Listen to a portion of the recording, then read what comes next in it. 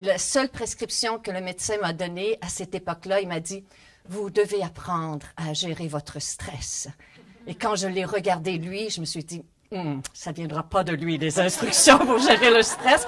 Alors, il va falloir que je me débrouille seule. » Donc, les 10 premières années que j'ai pratiqué la méditation, j'ai beaucoup magasiné. J'ai essayé de nombreuses techniques. Et je remarquais des gens qui méditaient autour de moi, qui disaient, moi, je médite depuis 10 ans, je médite depuis 15 ans. Mais parfois, on était ensemble dans la circulation et ils pétaient les plombs.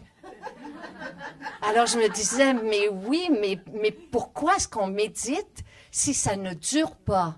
Et je posais constamment ces questions-là à mes professeurs. Et je me disais, mais pourquoi est-ce que ce qu'on acquiert sur le tapis, même ces 30 secondes de sérénité, pourquoi est-ce que ce 30 secondes-là ne me suit pas dans la journée? Pourquoi est-ce que la méditation ne s'enracine pas en moi? Et je cherchais quelque chose qui puisse m'accompagner, pas seulement 20 minutes, pas seulement 30 minutes assis sur mon banc de méditation, pas seulement 1 heure si j'arrivais à faire 1 heure, ce que j'arrivais pas à faire, j'étais très loin de ça, mais je me disais, c'est merveilleux si j'arrive à méditer 1 heure, mais il m'en reste 23.